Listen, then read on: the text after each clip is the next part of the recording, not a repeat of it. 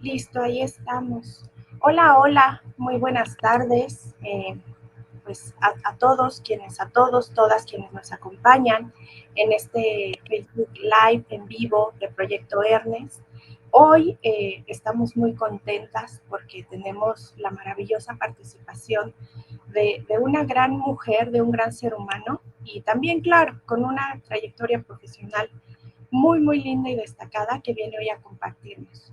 Les saludamos a todos y todas que nos acompañan y bueno, pues también de primer momento me permito saludarte a ti, Laura. ¿Cómo estás? Muchas gracias por estar aquí.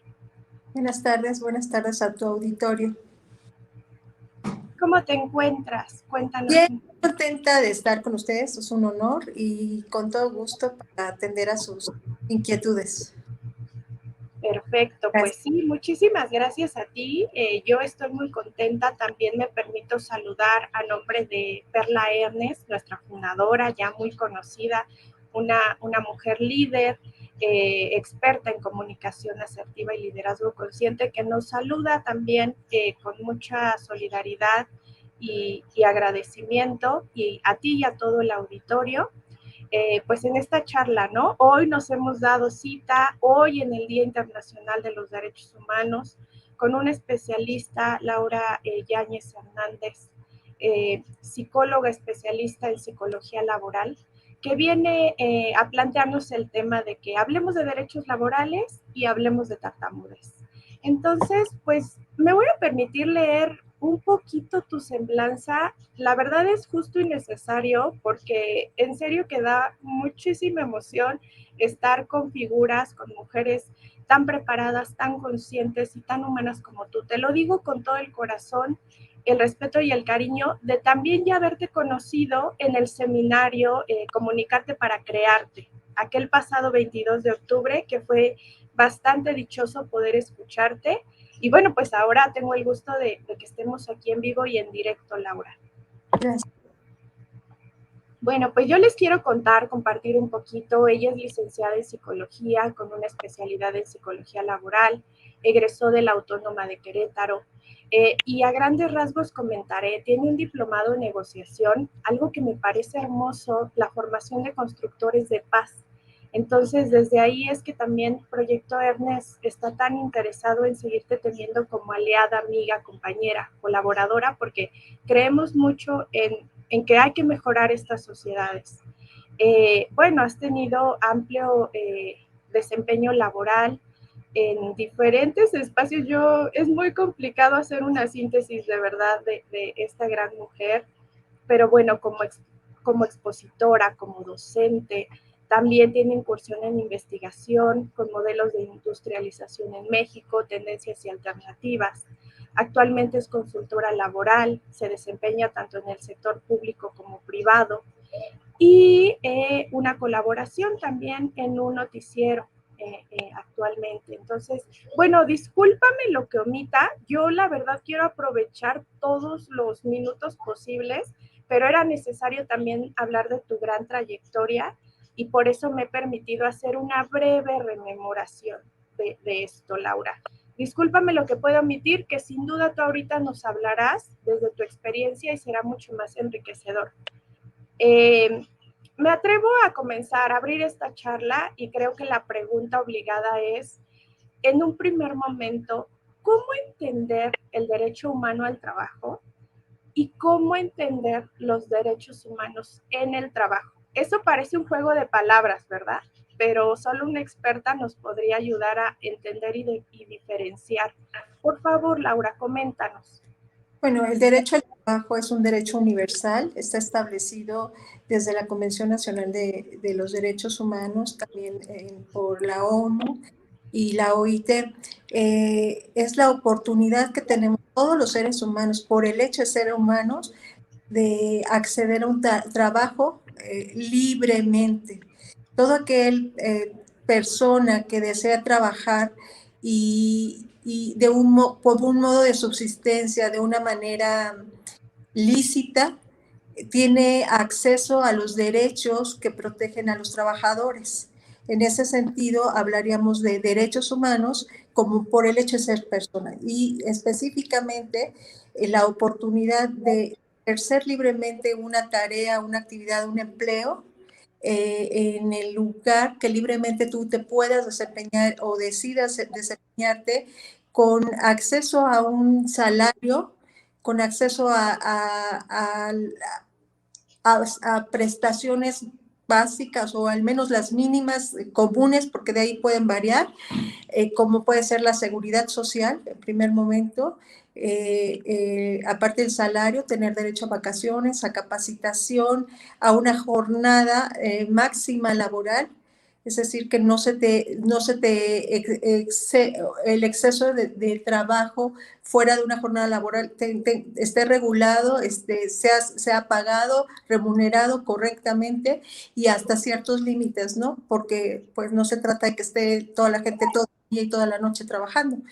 Y en el aspecto de tener también utilidades cuando se trata de empresas y, y la posibilidad de asociarse profesionalmente, como es el caso de los sindicatos, ¿no? Para proteger sus derechos. Básicamente, eso es lo que a nivel nacional e internacional implica los derechos al trabajo o de los trabajadores. Y en el trabajo, ¿cómo se ejercen?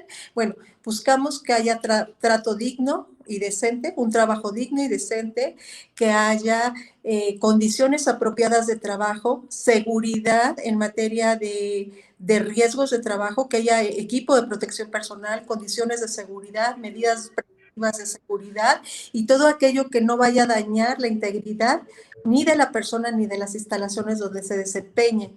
Y en el caso, por ejemplo, derecho a la salud, derecho a que el trabajo mismo propicie mejor calidad de vida para las personas dentro y fuera de los centros de trabajo donde se desempeñan. Claro, que el trabajo propicie condiciones de calidad de vida, ¿verdad? Tan importante. Esto porque me parece que lo podemos vincular a conocer un poco entonces eh, el panorama general laboral, digamos, de nuestro país, ¿no? Hablando de las mexicanas y los mexicanos trabajadores, que bueno, sin duda eso tiene una proyección y un impacto también a nivel mundial, con algunos modelos económicos que nos presentan, digamos, otro tipo de indicadores también exitosos, diversos, ¿no?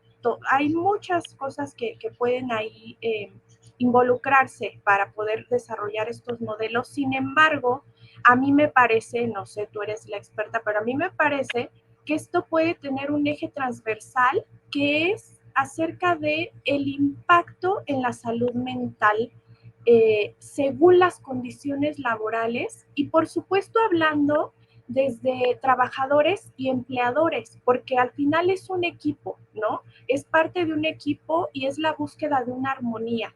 ¿Tú qué nos puedes comentar al respecto de esta situación?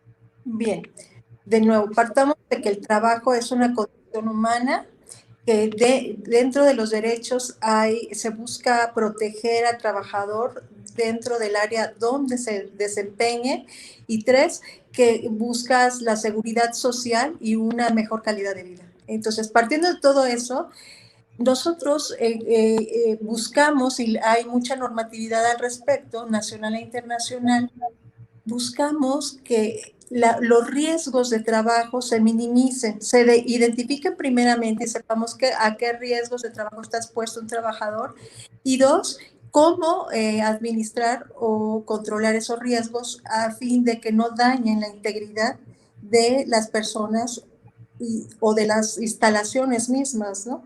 Porque si no, no tendría razón de ser un lugar si hay pérdidas. Entonces, hablando en ese escenario, nosotros tenemos varios riesgos de trabajo que identificar. Riesgos físicos, químicos, biológico-infecciosos, ergonómicos y psicosociales. Si hablamos de riesgos físicos, la humedad, por ejemplo, la iluminación, la ventilación, las radiaciones, que hay iónicas y no iónicas, básicamente, ¿no? Entre otras cosas, condiciones de electricidad, etcétera, ¿no? O riesgos eléctricos, por ejemplo. hablando de riesgos químicos, Bárbara, tenemos, algunos de ellos son tóxicos, algunos de ellos pueden dañar neurológicamente o alterar las condiciones normales de una persona, ¿sí? Porque están inhalando tóxicos o porque estos sí alteran, son neuroconductores o crean comportamientos o alteran el comportamiento de las personas cuando están trabajando. Entonces hay que identificar cuáles son, ¿no? Hay algunos químicos que son cancerígenos, por ejemplo, en cuestión de los biológicos infecciosos, pues el manejo de virus, bacterias, hasta la propia basura o residuos que se clasifican en peligrosos y no peligrosos, por ejemplo. Y en la parte de economía es desde las posturas, las posiciones, el tiempo realizando la misma tarea, las herramientas y aquí trabajo con los que interactúas, ¿no? Porque no es lo mismo trabajar con un martillo que con un roto martillo, ¿no? Que ya es otra condición. No es lo mismo trabajar en con escaleras que con una grúa, y hay de grúas a grúas, ¿no? Entonces, son diferentes condiciones en las que se desempeña el trabajo y los riesgos pueden ser mayores o menores dependiendo de cómo se estén controlando o administrando y la naturaleza de la tarea. Y en el caso de los psicosociales estamos viendo pues aspectos mucho más finos que tienen que ver con la persona, desde la comunicación, el liderazgo, que exista la relación entre jefe subordinado, aspectos como el clima organizacional, el ambiente de trabajo que existe, la organización en el trabajo, es decir, cómo están organizadas las tareas y la planeación de las mismas y el nivel de presión que existe para cumplirlas. Y entre otros aspectos, ¿no? Pero, por ejemplo, la relación familia-trabajo. Cuando por estar trabajando no tienes la posibilidad de tener tiempo libre o para con tu familia. Entonces ya esos aspectos de riesgos psicosociales están considerados en una norma, como todos los anteriores. Hay N número de normas para cada caso. ¿Y a dónde vamos con esto? La problemática empieza cuando se combinan, se llaman riesgos emergentes, aspectos como lo que te decía, un aspecto químico o físico y un económico con un psicosocial, es decir, trabajo bajo presión, en condiciones insalubres, por ejemplo, con humedad, con altas temperaturas, que es la parte de los riesgos físicos, y químicos, ¿no? Donde, por ejemplo, puede haber fugas o inhalación de tóxicos o de algún otro aspecto que pueda alterar la conducta, el comportamiento y la salud de un trabajador. Y partiendo de la identificación de riesgos, ahora sí, entonces empieza a saber qué situaciones prevalecen en un centro de trabajo, sea cual sea y en cualquier país, para identificar cómo afecta en mayor medida a los trabajadores. Hay riesgos, por ejemplo, posturales, ¿no? Algún tiempo de Tichinus, que hacían los apagadores de luz, eran mujeres trabajando así a puntitos, o sea, pero tenían que tener una precisión y era lo que hacían en toda su jornada de pie. Y esta postura, entonces, aparte de la precisión y lo rápido que va la banda con la línea de producto, es el trabajo repetitivo. Ahí hablamos de ergonomía y hablamos de condiciones físicas del trabajo y de una cuestión en donde la concentración es necesaria y la habilidad para esto. Hay otros trabajos que son sumamente estresantes, ¿no? Porque son en altura, porque son con temperaturas muy altas, como decía, o el caso a nivel internacional de los cultivos de arroz, por ejemplo, que las personas están entre el agua y que pueden tener desarrollar bacterias y infecciones por el agua, o los trabajadores en la pesca, que también pasa mucho lo mismo, por estar en las condiciones de frío, humedad y otros aspectos que ya escapan, pero que también se involucran, como las trabajadoras, las mujeres que llegan a estar en área de pesca, por ejemplo, que a veces son víctimas o se prostituyen, ¿no? Como un complemento al trabajo que están haciendo para tener un poco más de ingresos. y es una realidad. O el caso de las mujeres que trabajan en los cultivos, tanto en América Latina como en otros países, ¿no? En Asia, en donde son ellas las que mayormente trabajan con los fertilizantes y que hemos visto casos en donde ha habido abortos espontáneos en los propios cultivos por la exposición a los tóxicos de los fertilizantes, o que los bebés nacen con deformaciones. Entonces, bueno, a partir de ahí, la salud, bueno, implica muchas cosas. Y si nos vamos a lo que son y ya para esta idea, las enfermedades del tercer milenio, en donde aparte de la diabetes y las enfermedades cardiovasculares, está el estrés, la depresión, la ansiedad y el insomnio, que muchas veces están correlacionados, pero que sí están siendo ya a partir de hace unos años, pero sobre todo los últimos 3 años, motivo de incapacidades prolongadas de los trabajadores, precisamente por ese nivel de estrés que ya alteró su sueño, que ya alteró sus características o condición natural de vida. Laura, qué interesante lo que nos dices, porque de verdad nos estás llevando de la mano en el sentido de poder entender cuando tú dices, ¿no? El análisis de riesgos, y entonces empiezas a enlistar todos estos riesgos de los que además, pues tú nos lo dices desde tu experiencia, ¿no? Desde la práctica misma que has tenido ya a lo largo de estos años. Y entonces por eso, pues decíamos, esto nos involucra a trabajadores, a empleadores, porque finalmente visibilizar estos riesgos nos llevará a tener mejores estrategias, ¿no? Para condiciones óptimas en esta cuestión laboral. Y bueno, pues la otra parte, yo podría de verdad preguntarte y profundizar, porque cada elemento es bastante, yo creo que para poder entenderlo en su complejidad y lo interesante que nos puede dar para generar estrategias. Pero ahorita me quedo con esta línea de por la salud mental y lo que tú enlistas de manera muy puntual, ¿no? La depresión, la ansiedad, temas realmente emergentes, ¿no? Que se están viviendo en todos los contextos, en todos los niveles, en todas las esferas sociales. Y en ese sentido es que yo traigo también acá, pues, el tema, digamos, de Proyecto Ernest, el tema de la condición de la tartamudez, ¿no? Justo cómo exploraría una persona con condición de tartamudez el poder incursionar en un ambiente laboral. En este sentido, tal vez parezca una pregunta obvia, extraña, pero yo creo que es necesario hacerla para cuando estamos divulgando estos temas y hoy, ¿no? En el marco de este día que queremos que esto se escuche y se escuche muy fuerte, ¿no? De manera armoniosa. Yo te preguntaría, en este sentido, ¿cuáles son los derechos de las personas con tartamudez en el trabajo? ¿Hay alguna variante en ellos? ¿Y tú consideras que esta condición de la tartamudez es algo que, por ejemplo, se tendría que mencionar desde un currículum? Por favor, guíanos un poquito acerca de esto.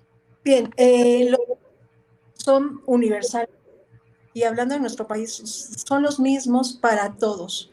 O sea, si hablamos de igualdad y equidad de género, y es algo que estamos buscando, y estamos buscando también la no discriminación, sería un factor importante, y hay normativa también específica para esos 3 temas, ¿no? Para la inclusión, para la no discriminación, para la equidad y la igualdad de género. Entonces, hay una norma, por ejemplo, que es la NMX, es una norma mexicana, no es voluntaria, más bien no es obligatoria, es voluntaria más bien. Las obligatorias son las NOMS, las NMX son voluntarias. Hay organizaciones, empresas o incluso el sector público que han adoptado esta norma. Es una NOM NMXR 25025 de la SECOFI. Esta norma regula todos estos aspectos en donde si hay instituciones y organizaciones que la han adoptado, pues eso facilita un poquito más el acceso a los procesos de selección y de contratación de cualquier persona y sin importar su condición. Ahora, son diferentes los derechos para una persona que tiene tartamudez que una que no lo tiene, no. Claro que no. Va a depender mucho si es seleccionado o no, dependiendo de sus capacidades, habilidades, conocimientos y experiencia. Eso es importante. Eso no limita, o sea, no es una limitante para las habilidades o las capacidades, el conocimiento y la experiencia que tenga o que pueda desarrollar. Por lo tanto, en el currículum yo no recomiendo que se incluya. De hecho, no te lo pide. Ningún currículum te pide que pongas ahí tus limitaciones.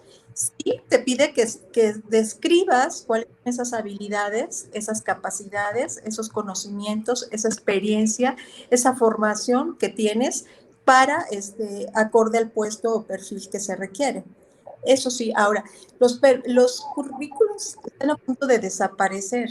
Ya no va a ser un instrumento en las empresas. Quizás evolucione y se utiliza otro instrumento, ¿no?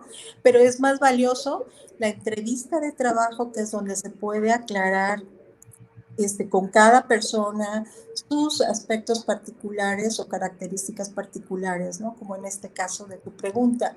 Y las presentaciones. A veces hay puestos de trabajo que te piden una presentación o una propuesta en función de una necesidad o de un proyecto que es parte de lo que les interesa a los contratantes para saber hasta dónde es factible o se alinea a sus objetivos y a las necesidades que ellos tienen. Entonces, eso vale más que el propio currículum.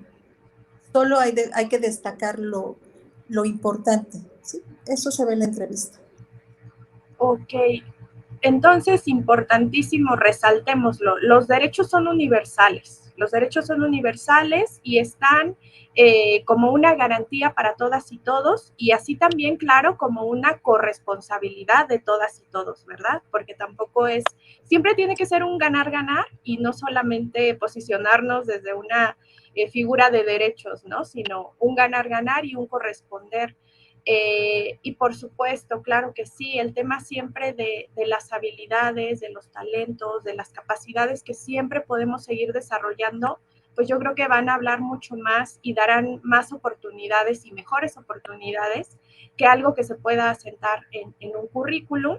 Y pues acá igual, yo me atrevo también a comentar, en Proyecto Ernest hay un montón de ejemplos, ¿no? De la comunidad, de personas desarrollándose en diferentes y diversas áreas, administradores, informáticos, ciencias computacionales, no sé, pienso en muchos. Y si menciono todos, luego de pronto voy a decir, ay, alguien se me escapó. Pero sí, es tan cierto y esta es la parte, digamos, desafiante, pero que también se puede lograr, ¿no? Se puede lograr con, con el ejercicio y el entrenamiento constante de nuestras capacidades y habilidades. Muchas gracias por aclararnos este punto y ahora tal vez voy a dar un volantazo, pero es un poco necesario en el sentido de, bueno, yo pienso que una sociedad o aquella sociedad que no cuida a su niñez, que no la protege, que no la respeta, también está muy carente de poder avanzar en sus procesos sociales. Y en ese sentido, bueno, pues la UNICEF de manera universal tiene una posición clara hacia la infancia. Cuéntanos un poquito de eso, por favor. ¿Cuál es esta posición de la UNICEF respecto al trabajo en la niñez? ¿Y cómo sería aplicable en nuestro país? Porque, bueno, pues también conocemos la condición de calle, de abandono, de orfandad que existe en la niñez de nuestro México. Por favor, Laura.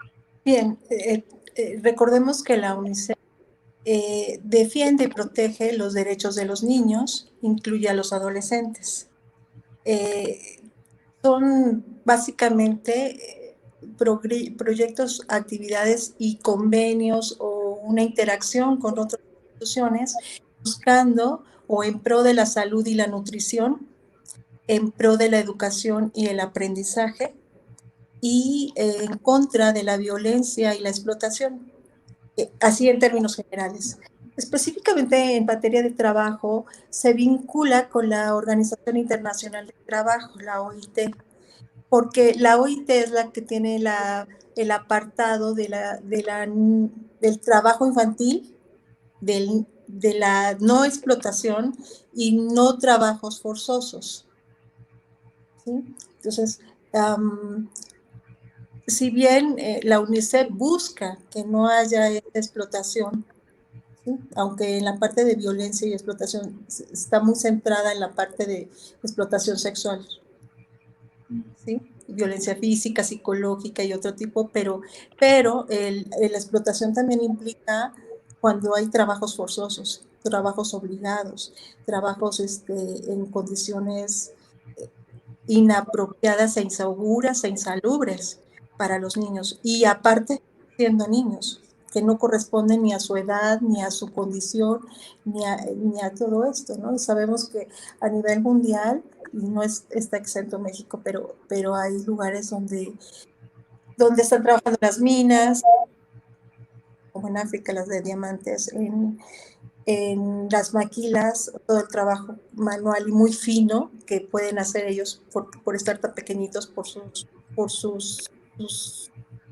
tamaño, sus manos, todo y la habilidad, ¿no? Para figuras, mucho trabajo en maquilas. No quisiera utilizar el término, pero creo que es apropiado, son clandestinas, ¿no? En donde hay un nivel de explotación muy alto. Entonces, claro que ellos ven todo esto, tratan de asegurar y de rescatar y de crear condiciones que sean más favorables para los niños, para que primero se suplan las necesidades básicas, segundo, no estén viviendo en condición de calle o de riesgo o expuestos a otro tipo de situaciones. Y tres, bueno, o sea, evitar a toda costa esto. Innegablemente, o sea, no podemos negar efectivamente que eso existe y también en nuestro país, en una menor situación. Y sí es una problemática que en su programa que tiene su plan estratégico, no tiene ahorita un punto específico hacia el trabajo infantil, porque te digo, está más regulado por parte de la OIT, entonces trabajan en forma conjunta. Sí, claro, pues igual como bien lo dices, ¿no? No se puede negar la existencia de estas realidades, sin embargo las visibilizamos, las nombramos para reconocerlas y para trabajar desde nuestros espacios al respecto, ¿no? De la mano de guías como tú, desde la filosofía de un proyecto como Proyecto Ernest, que siempre es en comunidad, en colectividad, e insisto, en un ganar-ganar donde visibilizamos nuestras realidades para transformarlas, así como la tartamudez y como todos los casos que conocemos acá.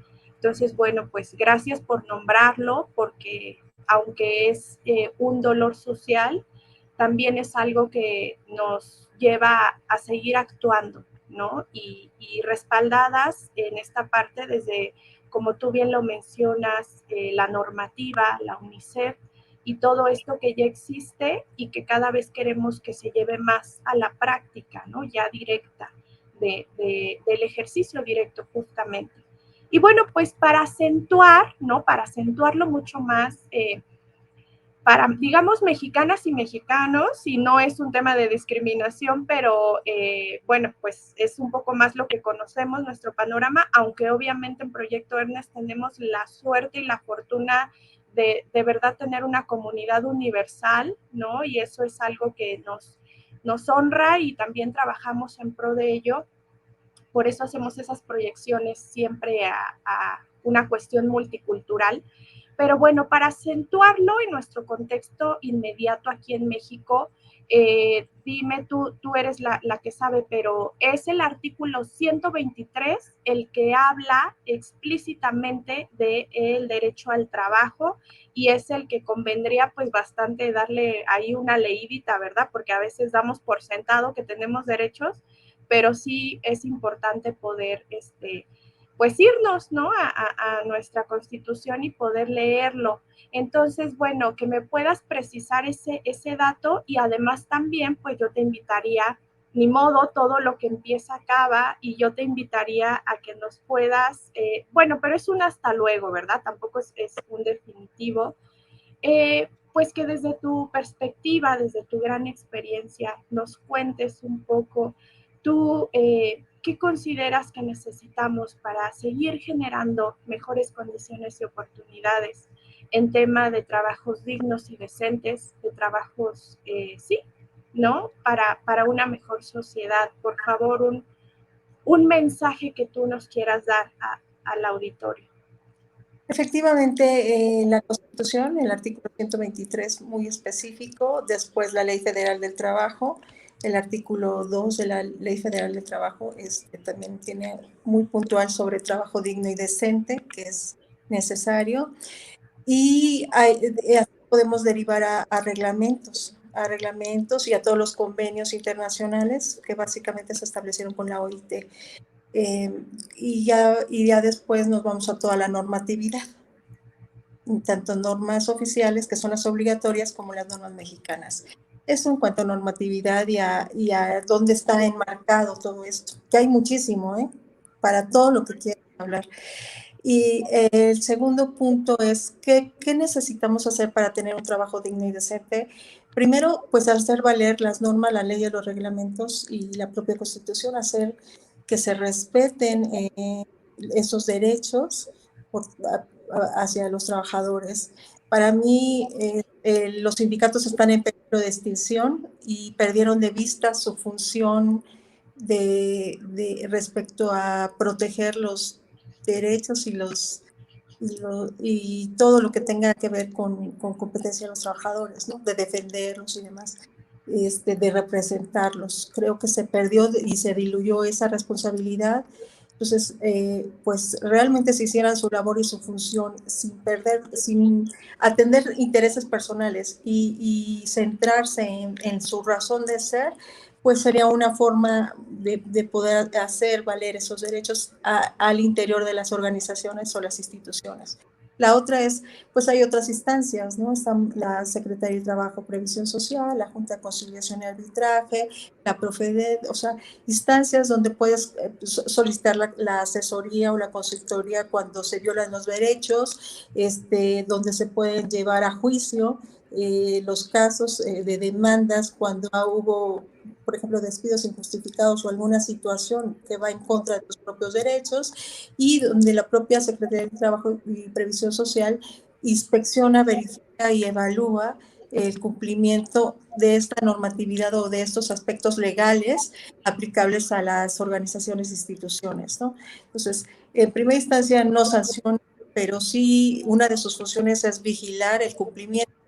Entonces, si tuviera la capacidad y la infraestructura para hacerlo para todo el tiempo, hacia todas las organizaciones e instituciones denominadas por ellos centros de trabajo, pues a lo mejor las cosas ya estarían cambiando, ¿no? Entonces, en esa parte, pues bueno, hay un aspecto que toca a las instituciones y en este caso a los sindicatos atender y ojalá lo cubrieran correcta y apropiadamente, y otra que nos toca a nosotros en nuestra área de influencia. Es decir, si hay gente que tiene trabajadores a su cargo, están en una jefatura, en un rol de liderazgo, en una posición donde pueden tomar decisiones y gente a su cargo, pues empezar por hacer respetar tanto los derechos como las obligaciones, ¿sí?, de los trabajadores en su área de influencia. ¿Qué es lo que más podemos hacer? Si todos lo hiciéramos en las diferentes áreas de una misma organización, vemos la mejora. Y empezar por esa parte, pues yo creo que ya es un avance, ¿no?, significativo, porque ahí sí tienes área de influencia, porque ahí sí tienes el control. Entonces, hacer entender a la gente que tiene tanto derechos como...